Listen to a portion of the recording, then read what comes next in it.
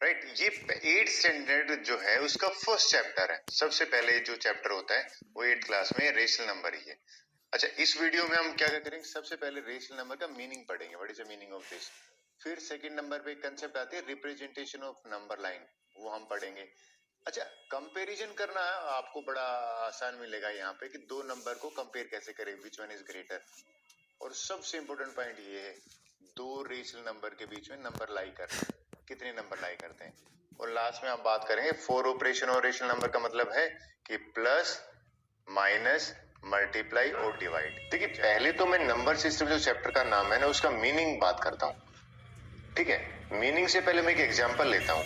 देखिए, अगर मैं आपसे पूछूं कि भाई जयपुर जो है वो कौन से स्टेट में आता है, आपका आंसर होगा कि राजस्थान में।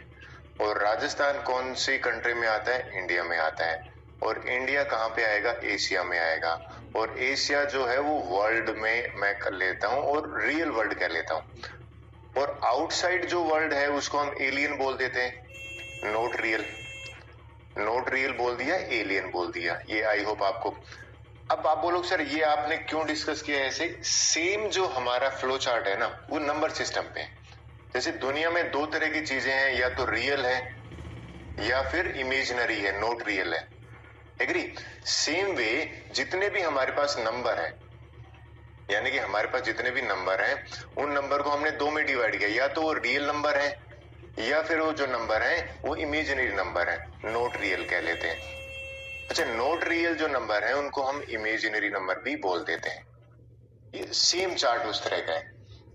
ओके, सो अब रियल नंबर जो है इसको हम फर्दर पढ़ते हैं। तो real number is further categorize into two, एक रेशनल नंबर और इरेशनल नंबर। तो पहले रेशनल नंबर आपने पढ़ा भी है लोअर क्लास में, इसका मीनिंग देखते हैं। देखिए, क्वेश्चन है कि रेशनल नंबर होते क्या है, the number which we can write in P by Q, P by Q form. और कंडीशन क्या, भी डिनोमिनेटर जीरो नहीं होना चाहिए, और जो पी और क्यू है ना वो इंटीजर होने चाहिए। एग्री। ये आपकी कंडीशन है। फॉर एग्जांपल 3/7 भी एक रेशनल नंबर है, माइनस भी हो सकता है रेशनल नंबर, 3 भी रेशनल नंबर है, क्योंकि अगर कुछ नंबर के नहीं है तो 1 होता है। अच्छा, 0 is also, because if there is no denominator 1 is the denominator. -8 है, वो भी एक रेशनल नंबर है। इरेशनल नंबर फिर क्या होंगे, ऐसे नंबर जिनको हम पी बाई फॉर्म में एक्सप्रेस नहीं कर पाते, not express into P by Q form. √2, √3, pi. और एक और कैटेगरी आती है, यानी कि ऐसे डेसिमल जो ना तो रिपीट करें ना ही टर्मिनेट, ना नॉन टर्मिनेटिंग नॉन रिपीटिंग। इसके बारे में फर्दर हम आगे पढ़ेंगे। तो मैंने रेशनल नंबर और इरेशनल का आपको डिफरेंस बताया है। अब रेशनल से नीचे आ जाते हैं इंटीजर। देखिए, रेशनल नंबर को हम क्यू से लिखते हैं, तो इंटीजर को आई से लिख देते हैं और जेड से भी। इंटीजर होते क्या है, नेगेटिव नंबर, ठीक है, पॉजिटिव नंबर और जीरो, इन तीनों को अगर मैं मिला देता हूं तो हमारा जो है इंटीजर का कलेक्शन बनता है। ये याद में रखना कि डेसिमल नंबर अगर 1.5 है ना, वो इंटीजर नहीं होगा, यानी कि डेसिमल नंबर है वो इंटीजर नहीं होते। होल नंबर और नेचुरल नंबर में अगर करें तो पहले मैं नेचुरल नंबर ले लेता हूँ। नेचुरल नंबर होते हैं द काउंटिंग नंबर, इनको बेसिक नंबर अगर हम मानते तो काउंटिंग नंबर इससे भी जानते हैं। द नंबर स्टार्टिंग विद 1, 2, 3, और सबसे छोटा जो नेचुरल नंबर है वो 1 है। अच्छा, अगर जीरो हम ऐड कर दें तो जो कलेक्शन हो जाती है नंबर की वो होल नंबर हो जाती है। लेकिन अगेन इस केस में 3 से स्टार्ट कर दिया, नेक्स्ट हमारे पास सबसे बिगेस्ट होल नंबर आप कहोगे डज नॉट एग्जिस्ट। अच्छा, डेसिमल नंबर कहोगे 2.53 होल नंबर है, आंसर में 2.53 होल नंबर भी नहीं है, डेसिमल नहीं होते। जो 2.53 नेचुरल नंबर है, बिल्कुल नेचुरल भी नहीं होगा, क्योंकि नेचुरल नंबर बनने के लिए मतलब कंप्लीट नंबर 1, 2, 3, नो डेसिमल। अब बात करते हैं कि मैंने रियल में बात की, नोट रियल का कोई एग्जांपल है। ये हम 11th क्लास में पढ़ेंगे, जिसमें हम आयोटा की बात करते हैं, इमेजिनरी 2 + 3 आयोटा। इन नंबर्स को हम कॉम्प्लेक्स नंबर को नोट रियल इमेजिनरी नंबर मानते हैं। अब जो क्वेश्चन अराइज होता है इसमें कि सबसे अगर मैं वेन डायग्राम बनाऊं, देखिए मैंने यहाँ पे ये एग्जाम्पल क्यों लिया कि सारे जयपुर के जितने भी शॉप्स हैं वो राजस्थान में काउंट होंगी, राजस्थान की सारी शॉप्स हैं वो इंडिया में आएंगी। तो सिमिलरली सारे नेचुरल नंबर जो है ना, वो ये नेचुरल नंबर का डायग्राम है, ये होल नंबर में आएंगे। होल नंबर को मैं अगर W से रिप्रेजेंट कर देता हूं, यानी कि नेचुरल होल में जो फर्क है वो 0 है। अब सारे के सारे होल नंबर है ना, वो फॉल करेंगे किस कैटेगरी में? इंटीजर की कैटेगरी में। इंटीजर को मैं आई मान लेता हूं। एग्री? अब सारे के सारे इंटीजर जो फॉल करेंगे ना, वो फॉल करेंगे इन कैटेगरी ऑफ रेशनल नंबर। ये मैं रेशनल नंबर लिख देता हूं। रेशनल नंबर को जो है हम Q से लिख देते हैं, और रेशनल और इरेशनल में बना देता हूं, यानी कि सबसे बड़ा अगर मैं वेन डायग्राम में बना लेता हूं तो ये बड़ा होगा रियल नंबर। रियल नंबर में रेशनल हो जाएगा और इरेशनल हो जाएगी, इसमें ये दो कैटेगरी आ जाएंगी। तो एक मिनट इससे ये चीज होगी, all natural number are whole number but all whole are not natural. Similarly all whole number are integer but all integer are not whole number. I hope ये आपको क्लियर होगा। इस बेस पे हम है डिफरेंस बिटवीन रेशनल नंबर। ये जब chapter हम पढ़ेंगे तो हमें फ्रैक्शन की याद आएगी कि भाई ये ऐसा लगेगा फ्रैक्शन की तरह है। फिर what is the difference between fraction, ये पहले करते हैं। Rational number can be negative और पॉजिटिव बोथ। पॉजिटिव भी हो सकते हैं, नेगेटिव भी हो सकते हैं, और जीरो तो है ही है। लेकिन फ्रैक्शन है वो ओनली पॉजिटिव होते हैं। जैसे -7/5 है, ये रेशनल है, बट यहाँ पे मैं अगर -2/7 ले लूंगा या और, ये हमारा नॉट फ्रैक्शन, ये फ्रैक्शन नहीं है। तो जितने भी हम इस चैप्टर के बारे में पढ़ेंगे फ्रैक्शन की तरह आपको लगेंगे सारी प्रॉपर्टीज उसकी। So this is a difference. Fractions are only positive. वैसे भी fraction part of the whole होते हैं, ये नेगेटिव भी हो सकते हैं। अब आगे आ जाते हैं इक्विवेलेंट का मीनिंग देखते हैं। देखिए इक्यू का मतलब होता है, इक्यू प्रीफिक्स का मतलब होता है इक्वल। फॉर एग्जाम्पल अगर मैं इक्वेटर की बात करूं, इक्वल की बात करूं, इक्वेटर यानी कि ऐसे नंबर जो इक्वल है आपस में। 1/2 और 6/12 बराबर हैं, 5/10 बराबर है, सब बराबर क्यों है? इनका जो लोवेस्ट होम करेंगे वो 1/2 ही आ रहा है यहाँ पे। So that's why these are equal. अब निकालते कैसे इक्विवेलेंट रेशनल नंबर? 3/2 का इक्विवेलेंट निकालना है, ऊपर नीचे 2 से मल्टीप्लाई कर देते हैं, ये एक नंबर ये आ गया। 3/2 का दूसरा नंबर ऊपर नीचे 5 से मल्टीप्लाई कर देते हैं। हम बहुत सारे बना सकते हैं, बस कंडीशन ये कि सेम नंबर से ऊपर नीचे मल्टीप्लाई करें। अच्छा, जरूरी नहीं है मल्टीप्लाई करने से बाएं, डिवाइड से भी आ सकता है। जैसे ये देखते हैं, इसका मुझे इक्विवेलेंट बनाना है। 20/25 है, मैंने एक नंबर ढूंढा जो दोनों को डिवाइड करे, 5 है, 20 डिवाइडेड बाई 5। देखिए यहाँ पे भी 5 होना चाहिए, ये इसका इक्विवेलेंट रेशनल नंबर है। अगर मैं यहाँ पे ले लेता हूँ 8/6 और 8/6 को इक्विवेलेंट है, तो मैं अगर ये 2 से डिवाइड करता हूँ दोनों को, तो आंसर आ जाएगा 4/3। ये एक इसका इक्विवेलेंट रेशनल नंबर। इक्विवेलेंट का मतलब इक्वल।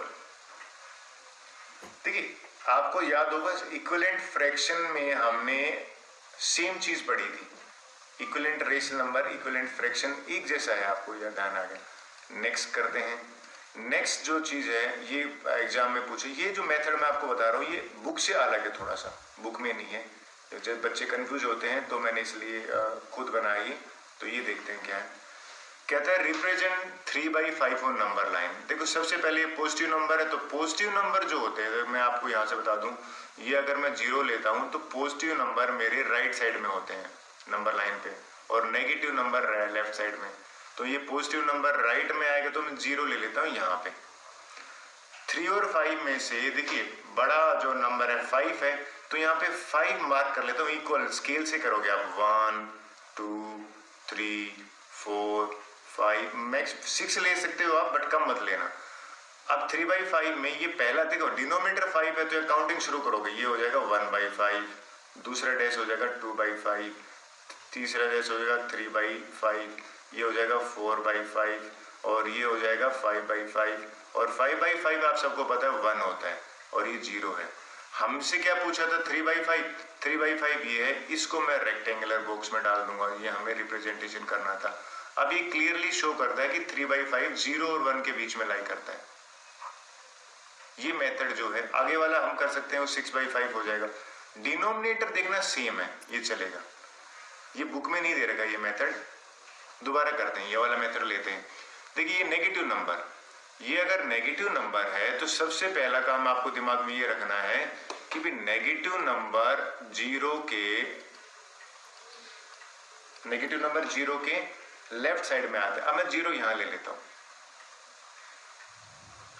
7/3 में 7 नंबर बड़ा है तो 7 डैशेज लगाता हूं, इक्वल स्पेस होना चाहिए। 1 2 3 4 5 6 7। अब एक ज्यादा लगा सकते हो, कम मत लगाना। 8 हो गया। डिनोमिनेटर 3 है तो शुरू दिन में डिनोमिनेटर 3 और काउंटिंग लिख देंगे। -1/3 ये जो नंबर हो जाएगा, -2/3 ये जो नंबर हो जाएगा, -3/3। देखिए -3/3 क्या हो जाएगा, -1 हो जाएगा। आगे -3 के बाद क्या आता है, -4/3। ये काउंटिंग चल रही है। -4 के बाद क्या आता है, 5/3। ये डिनोमिनेटर सेम रहेगा। -6/3 के बाद क्या आता है, ये -6/3 तो 2 होते हैं, यहाँ मैंने 2 लिख दिया। ये -7/3, ये -8/3। और आप नोट करोगे हमारी रिप्रेजेंटेशन क्या थी, हमारी रिप्रेजेंटेशन जो है वो -7/3 थी। ये रिप्रेजेंटेशन थी, ये करेक्ट है। अब ये चीज क्लियर होगी, सॉरी ये -2 ये क्लियर होगी। किसके बीच में आएगा ये -2 और -3 के बीच में आएगा। ये मुझे नंबर लाइन से ये भी क्लियर हो गया, -2 और -3 के बीच में। ये चीज लास्ट देख लेते हैं। 0 से लेफ्ट में आएगा, मैं 0 यहां ले लेता हूं। 3 और 5 में 5 डैशेज लगेंगे, 5 बड़ा है तो 1 2 3 4 5 6 ज्यादा ही ले लेता हूं। अब ये हो जाएगा -1 -2 -3 -4 -5 -6। अब 3 लिख देता हूं हर एक के नीचे। 3 3 3 3 3। अब देखिए -6/3 -2 होता है, -3/3 -1 होता है। हमसे क्या रिप्रेजेंट करना था, -5/, यानी कि ये रेक्टेंगल बॉक्स में हम डाल देंगे हमारा ये representation. I hope number online पे क्लियर हुआ होगा। अब आगे चलते हैं।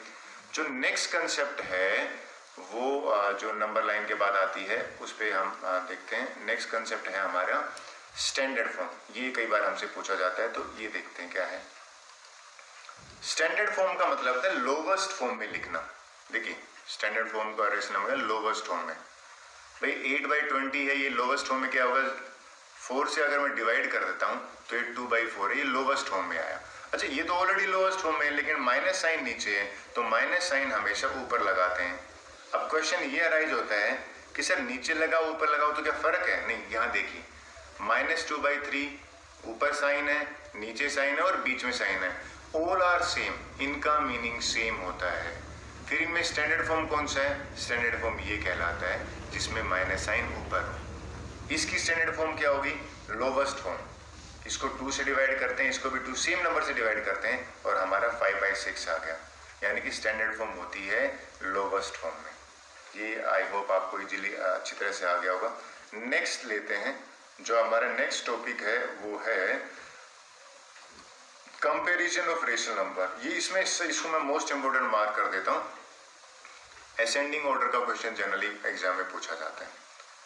देखिए इसमें 2 केस है। अगर डिनोमिनेटर सेम है तब सिर्फ न्यूमरेटर देखो, न्यूमरेटर में कौन बड़ा है, 2 और 1 में 2 बड़ा है तो ये नंबर बड़ा हो गया। हमें दिक्कत आती है जब डिनोमिनेटर डिफरेंट है। देखिए केस नंबर 2 में तो पहला काम है डिनोमिनेटर सेम करें, तो ऐसा नंबर ढूंढो जो 4 और 3 दोनों के टेबल में आए। तो 4 और 3 का एलसीएम जो है वो 12 है, मुझे इसको 12 बनाना है। तो मैं एक काम करता हूँ, इनके बीच में छोटा सा लाइन बना लेता हूँ। मुझे इसको 12 बनाना है तो 3 से ऊपर नीचे मल्टीप्लाई करूंगा और ये बन गया 15/12। ठीक है, अब मुझे इसको भी 12 बनाना है तो 3 4 जा 12 है तो same number I will multiply और ये हो जाएगा 8/12। डिनोमिनेटर सेम हो गया। डिनोमिनेटर अगर सेम है तो न्यूमरेटर देखेंगे, न्यूमरेटर 15 और 8 में से कौन सा बड़ा है, 15 बड़ा है, ये नंबर बड़ा हो गया, यानी कि 5/4 जो है वो बड़ा हो जाएगा 2/3 से। इसको मैं अच्छी तरह से बता देता हूं, ये क्वेश्चन जनरली पूछा जाता है असेंडिंग ऑर्डर में। देखिए असेंडिंग ऑर्डर में और कंपेयर करने के लिए एलसीएम डिनोमिनेटर सेम होना चाहिए। तो डिनोमिनेटर सेम के लिए सबसे पहले तो डिनोमिनेटर एलसीएम निकालते हैं। 6 4 3 2। देखिए मैंने एलसीएम निकाला, इसका एलसीएम जो है वो 12 आया। मुझे ओरली कैसे याद है, ऐसा एलसीएम होता है ऐसा नंबर जो इन चारों के टेबल में आए, तो 12 बनाना है। तो मैं सबसे पहला काम क्या करता हूं कि इनके बीच में ये 4 कॉलम बना लेता हूं। मुझे इसको 12 बनाना है तो व्हाट आई विल डू, 6 को मुझे 2 से मल्टीप्लाई करना पड़ेगा और ये बन गया -14/12। अगर आप नोट करो, इसको 12 बनाना है तो ये 3/4 है, मुझे नीचे 3 से करना है तो ऊपर भी 3 से करना पड़ेगा और ये हो गया 9/12। अब मुझे इस केस में 12 बनाना है तो अगर मुझे इसको 4 से मल्टीप्लाई करना है तो बैलेंस करने के लिए मुझे ऊपर भी 4 करना पड़ेगा, ये हो गया -4/12। और अगर यहाँ 12 चाहिए मुझे तो किससे मल्टीप्लाई करूंगा, मैं 6 से मल्टीप्लाई करूंगा और 6 ही ऊपर करूंगा मैं, तो -30/12। अब पहली कंडीशन ओवरकम कर ली हमने, दोनों का एलसीएम सेम कर दिया। अब उसके बाद हम करते हैं कि अब असेंडिंग ऑर्डर में लिखना है। ये थोड़ा सा वॉइस डिस्टर्बेंस है, आई होप। असेंडिंग ऑर्डर में सबसे छोटा, देखिए सबसे छोटा होगा ये नंबर -30/12, ठीक है, सबसे छोटा, यानी कि इससे बड़ा। इसके बाद आता है -14/12, फिर आता है -4/12 और फिर आता है 9/12। अब इसका जो नंबर है वो -5/2 है तो हम नंबर भी लिख देते हैं, कंफ्यूजन ना हो। 14 किसका नंबर आया है, -7/6 का, ये लिख दीजिए 7/6 का। -4 का नंबर क्या है, -1/3 आया है। और ये 9/12 किसका नंबर था, 3/4 का। ये इसका असेंडिंग ऑर्डर है। असेंडिंग आपको अगर आ गया तो डिसेंडिंग भी आ जाएगा। आपको क्लियर हुई एलसीएम डिनोमिनेटर का निकाल के। अब नेक्स्ट इंपॉर्टेंट पॉइंट पे जाते हैं। हमारा जो नेक्स्ट इंपॉर्टेंट पॉइंट है वो है पॉइंट नंबर 7, और पॉइंट 7 ये कहता है rational number between 2 given number. ये अकेला ऐसा क्वेश्चन है जो 3-4 क्लास में पूछा जाता है। ये हमें 7th क्लास में पूछा जाएगा, 8th में पूछा जाएगा, 9th में, 3-4 क्लास में पूछा जाता है। तो इसको कहते हैं, पहले तो कितने नंबर होते हैं, इनफाइनाइट नंबर होते हैं 2 नंबर के बीच में। कैसे निकालते हैं, देखिए पहला काम, हमें इनके बीच में नंबर निकालने के लिए इनका डिनोमिनेटर सेम करना पड़ेगा। तो भाई 3 और 4 का जो एलसीएम है वो मैंने निकाला, 12 आया। तो मैं एक काम करता हूँ, इसको 12 बनाता हूँ। मैंने इसको 12 बनाया तो सबसे पहला काम 4 से मल्टीप्लाई किया और ये मेरा आंसर बन गया -8/12, ठीक है। अब इसको बनाता हूँ 12, ये जो 12 बना यानी कि मुझे 3 से मल्टीप्लाई करना पड़ा और ये आंसर बना -15/12।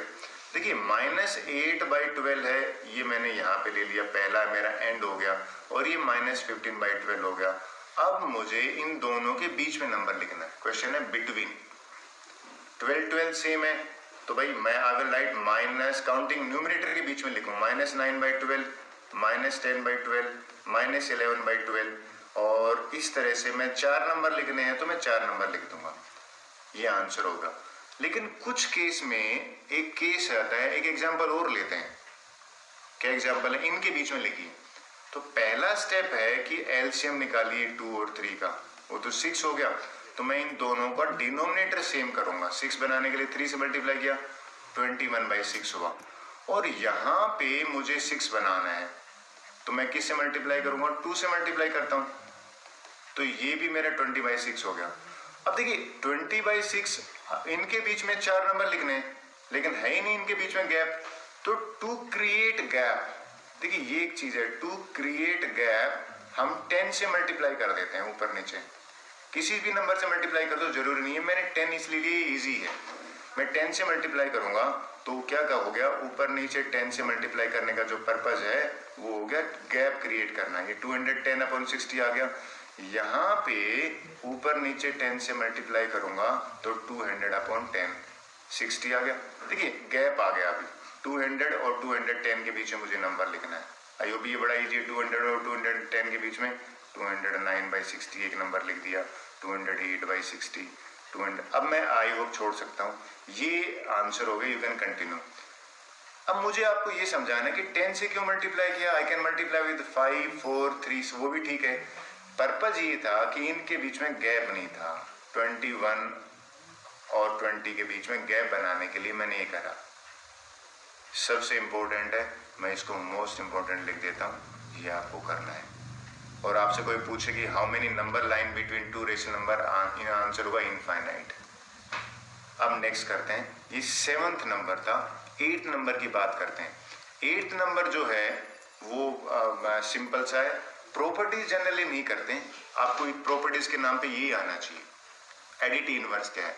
देखिए, एडिटिव का मतलब है क्या ऐड करें, और इनवर्स का मतलब है अपोजिट, जनरली हम कहते हैं। मैं आपसे पूछूं कि भाई 3 का अपोजिट क्या होगा, आपको क्या बताना है? -3, और यानी कि क्या ऐड करें कि 0 आ जाए। चलो -7 का पूछते हैं, -7 का एडिटिव इनवर्स बनाए, यानी कि क्या ऐड करें कि 0 आ जाए। आपका आंसर होगा 7। तो 8 का एडिटिव इनवर्स क्या हो जाएगा? -8। -2/3 का एडिटिव इनवर्स क्या हो जाएगा? +2/3। तो यानी कि सिंपल का मतलब साइन चेंज करना है, क्या अपोजिट, प्लस का माइनस कर दो, माइनस का। इसमें एक आइडेंटिटी है। देखिए, एडिटिव आइडेंटिटी का मतलब है क्या ऐड करे कि आइडेंटिटी चेंज ना हो किसी भी नंबर की, तो एडिटिव आइडेंटिटी 0 कहलाते हैं। अगर 3 में क्या ऐड करें कि 3 रहे, तो आंसर है 0। 7 में क्या ऐड करें कि 7 ही रहे, तो आंसर है 0। तो एडिटिव आइडेंटिटी को हम 0 मानते हैं। इसमें बात करते हैं, इसका मीनिंग देखते हैं। मल्टीप्लाई मतलब क्या मल्टीप्लाई करे, इनवर्स का मतलब है अपोजिट, और इसका मतलब क्या मल्टीप्लाई करे कि अपोजिट। देखिए, 2/3 को किससे मल्टीप्लाई करें, इसका अपोजिट, यानी कि ये रेसिप्रोकल का दूसरा नाम है। इसको सिंपल सी लैंग्वेज में कि क्या मल्टीप्लाई करें कि 1 आ जाए, तो इसका रेसिप्रोकल। अब 8 को किससे मल्टीप्लाई करें कि 1 आए, तो आंसर हो जाएगा 1/8। तो इस केस में आपसे कोई पूछे कि 4 का मल्टीप्लिकेटिव इनवर्स 1/4। अच्छा, मैं पूछूं -3/5 का, तो देखिए माइनस तो एज इट इज रह देना, बस 5/3 कर देना। मल्टीप्लिकेटिव इनवर्स में रेसिप्रोकल करते हैं, लेकिन आइडेंटिटी की बात करते हैं। चलो, ऐसा नंबर बताओ, आइडेंटिटी होती है पहचान, कि इसको किससे मल्टीप्लाई करें कि पहचान ना बदले, 5 की 5 रहे, तो आंसर 1 है ना। तो मल्टीप्लिकेटिव आइडेंटिटी मैथ्स में 1 को कहते हैं। -3 को किससे मल्टीप्लाई करो कि इसकी पहचान ना बदले, -3 रहे, आंसर है 1। आई होप मल्टीप्लिकेटिव आइडेंटिटी और एडिटिव आइडेंटिटी आपको क्लियर हुई होगी। बाकी आइडेंटिटी कोमोटेटिव एसोसिएटिव की इतनी जरूरत नहीं है अभी इस लेवल पे। आगे करते हैं क्वेश्चन। मैंने 8th इंपॉर्टेंट पॉइंट कर लिया। 8th के बाद जो नेक्स्ट इंपॉर्टेंट पॉइंट है उस पर ध्यान देते हैं। नेक्स्ट इंपॉर्टेंट पॉइंट जो है वो है decimal representation of rational number. देखिए, सबसे इजी है ये। पहले मैं डेसिमल बताता हूँ, डेसिमल होते कितने टाइप्स के। डेसिमल की 2 टाइप होती है, टर्मिनेटिंग और नॉन टर्मिनेटिंग। टर्मिनेट वर्ड का मतलब होता है टू एंड, एक मूवी भी है टर्मिनेटर। तो एंड का मतलब है ऐसे डेसिमल जो एंड कर जाते हैं। भाई 7 को 2 से डिवाइड किया, एंड कर जाता है 3.5 आया। 8 को 5 से डिवाइड किया, एंड कर जाता है 1.6 आया। लेकिन 10 को 3 से डिवाइड करते हैं तो 3.33 कंटिन्यू करता रहता है। अगर आप नोट करो 2 को 3 से डिवाइड करते हैं तो ये आता है 0.666, ये कंटिन्यू होता है। तो कई बार हम क्या है, जो नंबर रिपीट करता है उसके ऊपर बार लगा देते हैं। यहाँ पे नंबर रिपीट कर रहा है, कौन सा 3 कर रहा है, 3 के ऊपर बार लगा दिया, यानी कि नंबर कंटिन्यूसली रिपीट कर रहा है। टर्मिनेटिंग और नॉन टर्मिनेटिंग का मीनिंग समझ में आ गया। अब एक नोट लिखवाता हूँ। देखिए, वो रेशनल नंबर टर्मिनेट करेगा 100% जिसका डिनोमिनेटर 2 हो या 5 हो या बोथ हो। 2 हो वो चलेगा, या 2 की पावर में 8 हो तो भी, या 8 16 हो तो भी, यानी कि इस तरह से हो। 5 हो, उसके 25 हो, 125 हो, तो टर्मिनेट करेगा। जैसे अगर मैं आपसे पूछूं ये बताइए टर्मिनेट करेगा, डेफिनेटली टर्मिनेट करेगा। अगर कोई आपसे डेसिमल पूछे तो डेसिमल निकालते हैं इसका। सबसे इजी है, मुझे या तो 10 बनाऊं या 100 बनाऊं या 1000। 10 बनाना इजी है। 10 बनाने के लिए मैं इसको 5 से मल्टीप्लाई करता हूँ, और मैंने 5 से मल्टीप्लाई करा तो 5.5, ये इसका डेसिमल है, टर्मिनेट कर रहे हैं। 27 को करते हैं। देखिए, इसको डिवाइड करने की बजाय मैं क्या करता हूँ, या तो 10 बनाता हूँ। 10 बनाए तो 2 से मल्टीप्लाई करा मैंने, और आंसर है 54/10 और 5.4 हो गया। इस केस में देखिए, अब ये 10 भी नहीं बन सकता, 100 भी नहीं बन सकता। अब मैं इसको डिवाइड करके देखता हूँ। जब मैंने डिवाइड करा तो डिवीजन नहीं जा रहा, 0, फिर मैंने 0 लगा दिया। 3 6 18, फिर 2 बचा, 3 6 18, यानी कंटिन्यू है। इसका जो डेसिमल एक्स वो है, ये जो है ये चल रहा है, ये नॉन टर्मिनेटिंग में काउंट करेगा। इसकी दो कैटेगरी होती है, रिपीटिंग नॉन रिपीटिंग, वो बाद में करेंगे। अब क्वेश्चन जनरली आता है कि भैया इसको डेसिमल रिप्रेजेंटेशन करो, क्वेश्चन आ गया इसको डेसिमल रिप्रेजेंट करो, तो कोशिश करो इसको 10 तो बन नहीं सकता क्योंकि ये छोटा है, 100 बन सकता है, तो एक काम करेंगे, इसको 100 बनाने के लिए 4 से मल्टीप्लाई करेंगे, हमारा होगा 28/100 और मेरा डेसिमल रिप्रेजेंटेशन क्या होगा, ये वाला। आई होप ये आप रिप्रेजेंटेशन कर लोगे। अब हम इस चैप्टर के इंपॉर्टेंट पॉइंट्स जो फिनिश होने वाले लास्ट 2 बचे हैं ये कर लेते हैं। सबसे पहले एडिशन और सब्ट्रैक्शन करते हैं। ये फ्रैक्शन में आपको याद दिलाएंगे, ये जब भी आप करते हो तो फ्रैक्शन चैप्टर की याद दिला देते हैं। इनको कैसे ऐड कर देते कि we can not add, denominator same करना है। तो डिनोमिनेटर सेम कैसे करें कि भैया एलसीएम आ गया मेरा यहाँ पे 12, तो मैं डिनोमिनेटर सेम करने के लिए इसको मैं 12 बनाऊंगा, और मैंने जब 12 बनाया तो 4 से मल्टीप्लाई करना पड़ा।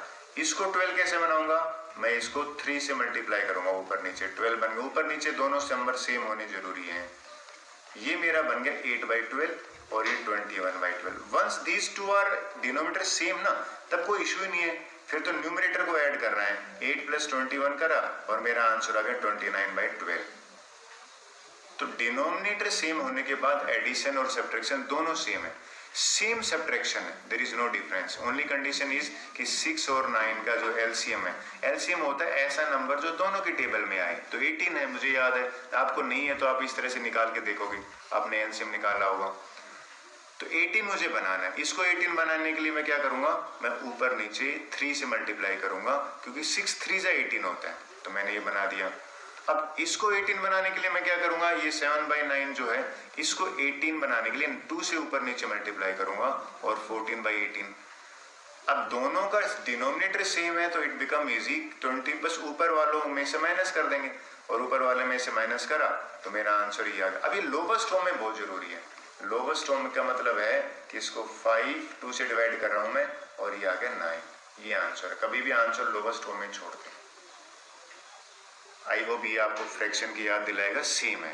एंड आज का लास्ट इंपॉर्टेंट पॉइंट जो है वो सबसे इजी है, यानी कि मल्टीप्लीकेशन और डिवीजन इन रेशनल नंबर। देखिए मल्टीप्लाई करते हैं।